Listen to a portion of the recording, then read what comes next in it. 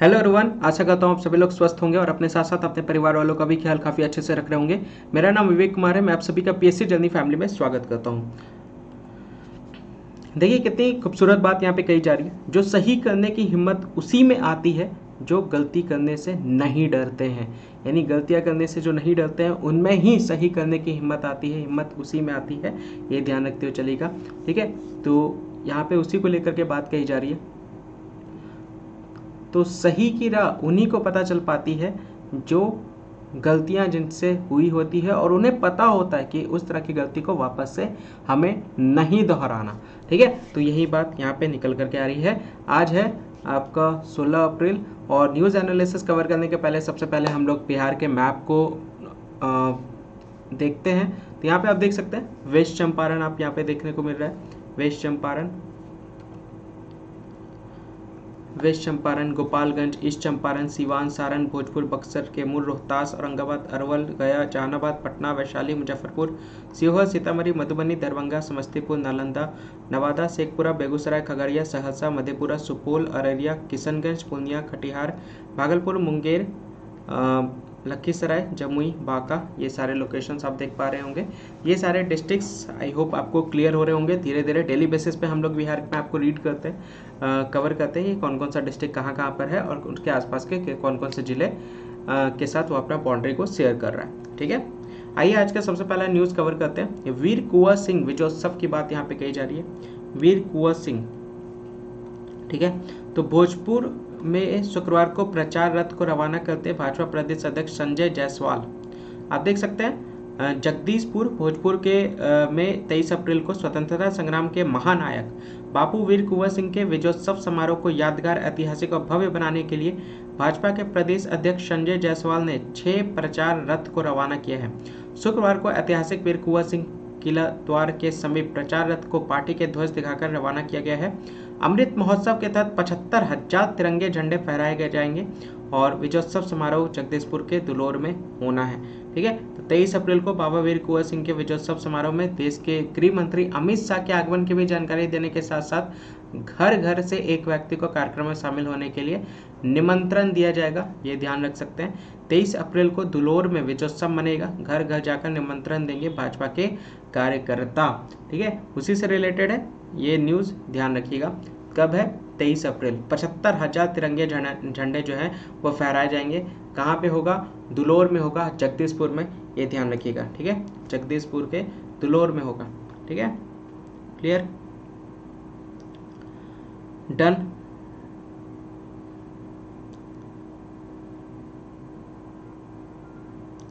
समझ में आया?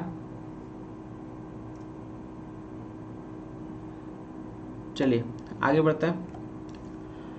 सुपौल बर्ड फ्लू के नियंत्रण में जुटा जिला प्रशासन।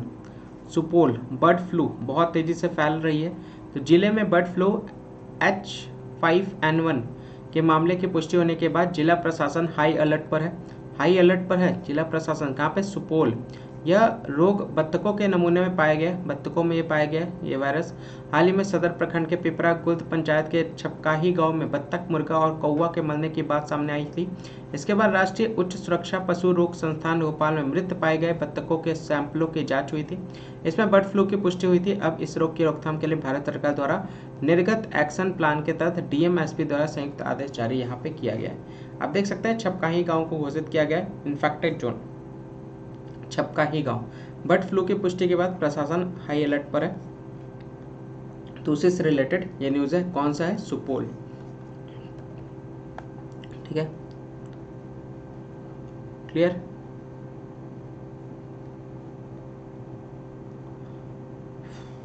लोकेशंस सब ध्यान में रखते हुए चलेगा सभी लोग।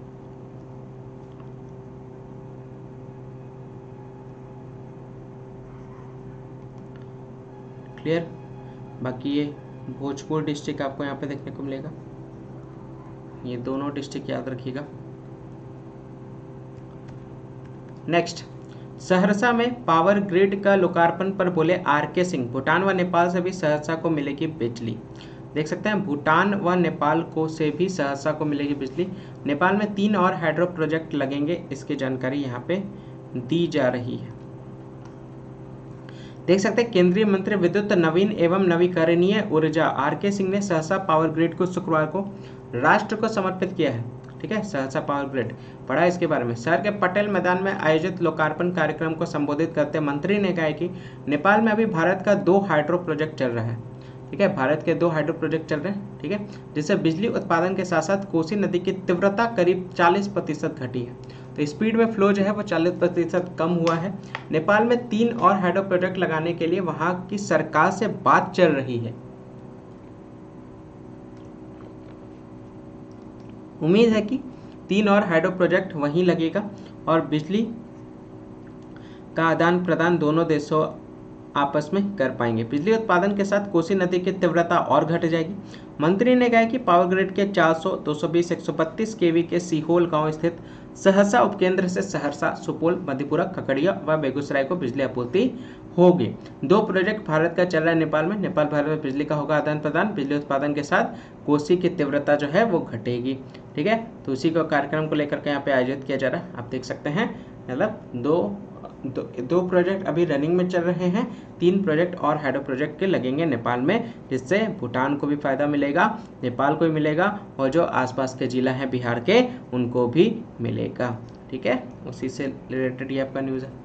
नेक्स्ट न्यूज़ की तरफ बढ़ते हैं। बिहार के विकास में भूमिका निभाएगा बॉटलिंग प्लांट। आप देख सकते हैं बॉटलिंग प्लांट मुख्यमंत्री की तरफ से कही जा रही है। तो यहाँ पे आप देख सकते हैं बिहार के विकास में Varun beverage Pepsi bottling plant महत्वपूर्ण भूमिका निभाएगा। इस प्लांट का उद्घाटन करने आए मुख्यमंत्री नीतीश कुमार तथा उद्योग मंत्री सैयद शाहनवाज हुसैन के समक्ष वरुण बेवरेज के चेयरमैन रविकांत जयपुरिया ने कहा कि बिहार में उनका निवेश और अधिक बढ़ेगा। बेगूसराय जिला समेत अन्य कई जिलों में वे अन्य कई उद्योगों की स्थापना आने वाले दिनों में करेंगे। उन्होंने कहा कि आने वाले दिनों में बिहार के साथ वरुण बेवरेज के रिश्ते और अधिक प्रगाढ़ होंगे। प्लांट हेड मनोज द्विवेदी तथा HR हिमांशु ठाकुर ने बताया कि 550 करोड़ रुपए की लागत से बनने वाले पेप्सी के इस बॉबलिंग प्लांट के पहले चरण का निर्माण कार्य 322 करोड़ रुपए की लागत से पूरा कर लिया गया है और 8 माह से ही प्लांट में व्यावसायिक उत्पादन शुरू हो गया है। आज से इसका विधिवत व्यावसायिक उत्पादन शुरू हो रहा है। ठीक है, तो फ्रूट पल्प बेस्ड ड्रिंक्स का उत्पादन भी है शुरू, ये ध्यान रख सकते हैं।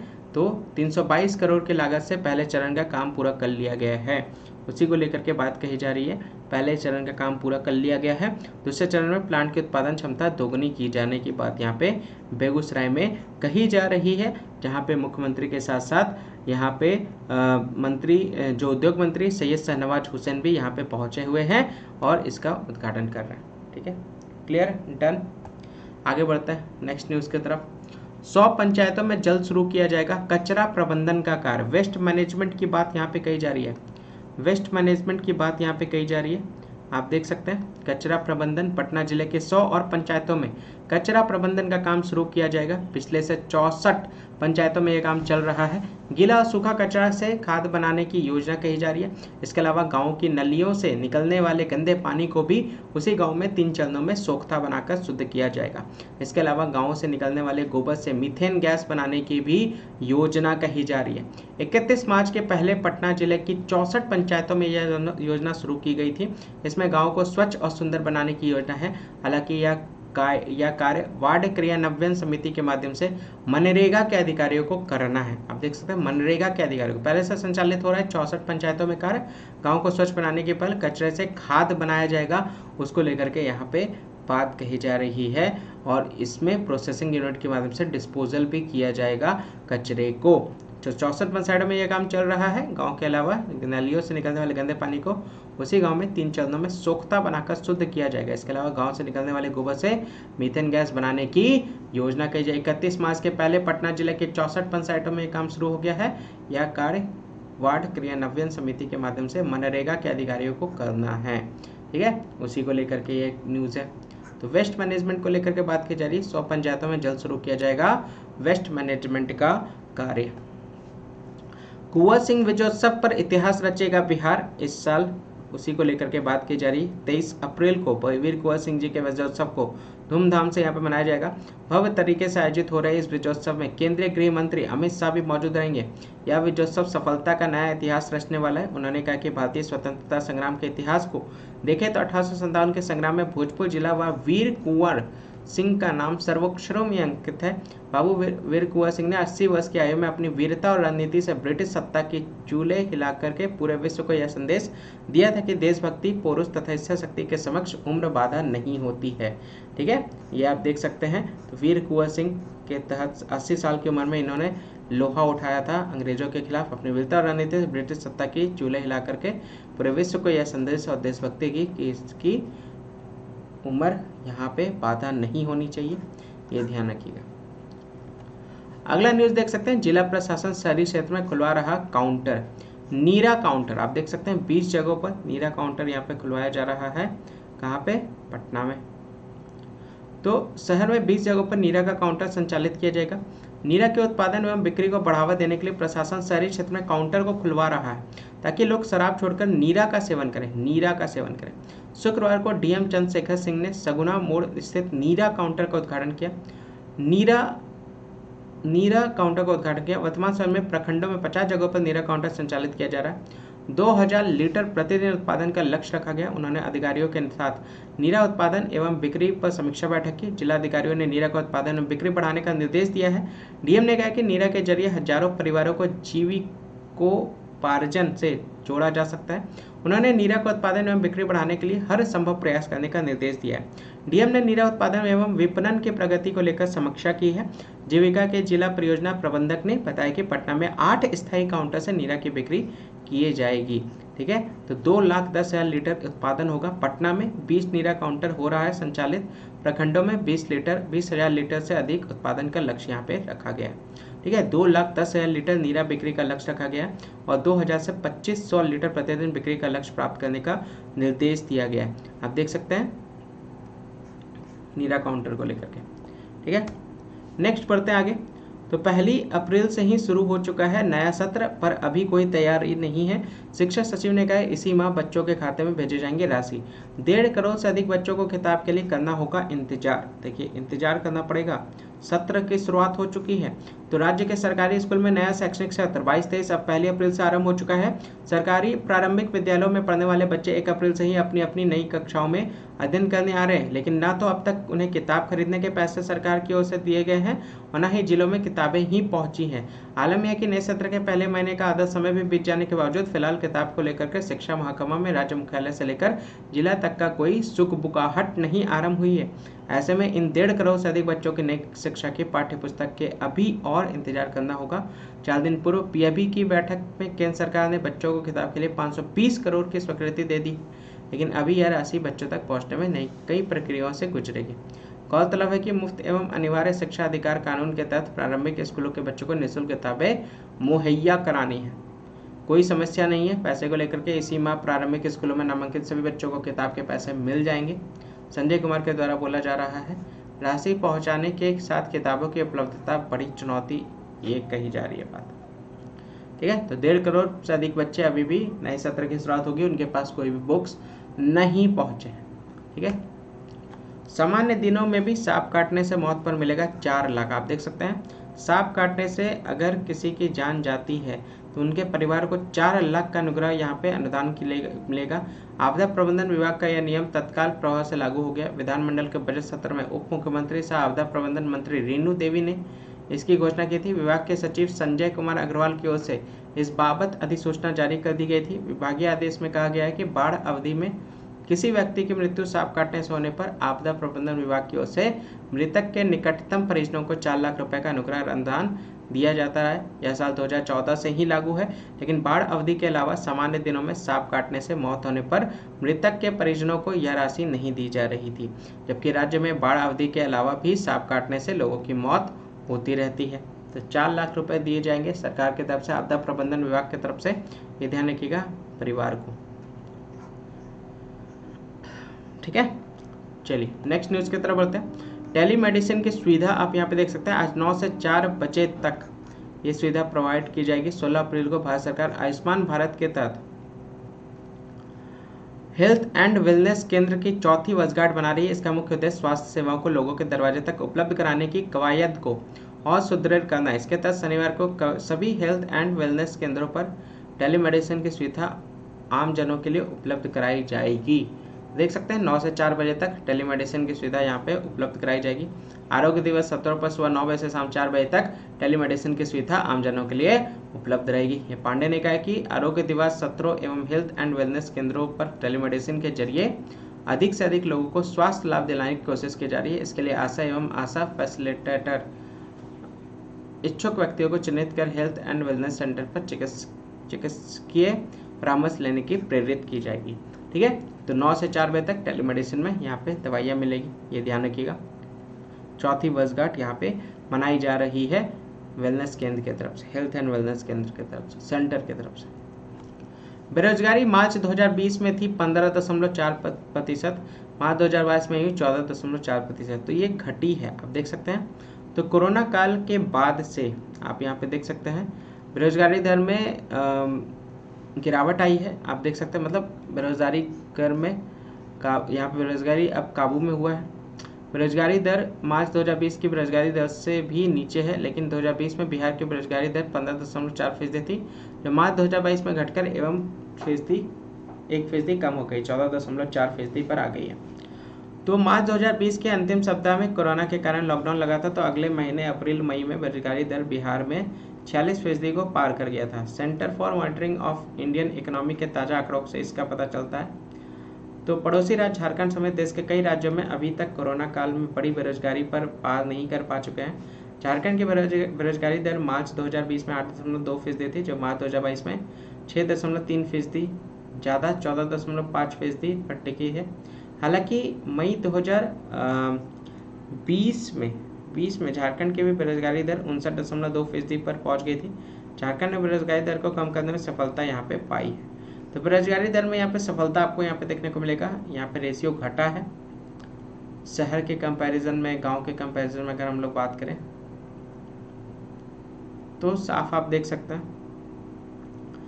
कि शहर में जो बेरोजगारी दर था वो आपका 15.7% था 2020 में, 17.9% आपको 2022 में देखने को मिलेगा। ग्रामीण की बात करें तो 15.4% और 2022 में 13.9%। ठीक है, गिरावट देखने को मिला है बेरोजगारी दर में रिपोर्ट के अंतर्गत, ये बात कही जा रही है। ठीक है, क्लियर। नेक्स्ट न्यूज़ की तरफ बढ़ते हैं। चिंताजनक का विषय आपको यहाँ पे देखने को मिलेगा। गंगा से ज़्यादातर नदियों का पानी प्रदूषित आप देख सकते हैं, उसी को लेकर के यहाँ पे बात कही जा रही है। बहुत सारी नदियों का पानी जो है वो प्रदूषित आपको यहाँ पे देखने को मिलेगा। कई नदियों का पानी तो फिल्टर लायक भी नहीं बचा है। राज्य प्रदूषण नियंत्रण बोर्ड की रिपोर्ट से यह सच्चाई सामने आई है। सबसे ज़्यादा प्रदूषित पानी की रक्सौल के सिरसिया नदी का है। बिहार राज्य प्रदूषण नियंत्रण बोर्ड ने राज्य की नदियों के पानी की गुणवत्ता की जाँच का एक रिपोर्ट तैयार की है, और इसमें शहरों के किनारे से गुजरने वाली नदियाँ की हालत बेहद खराब पाई गई है। ठीक है, उसी को लेकर के बात की जाए। यहाँ है पानी के जांच।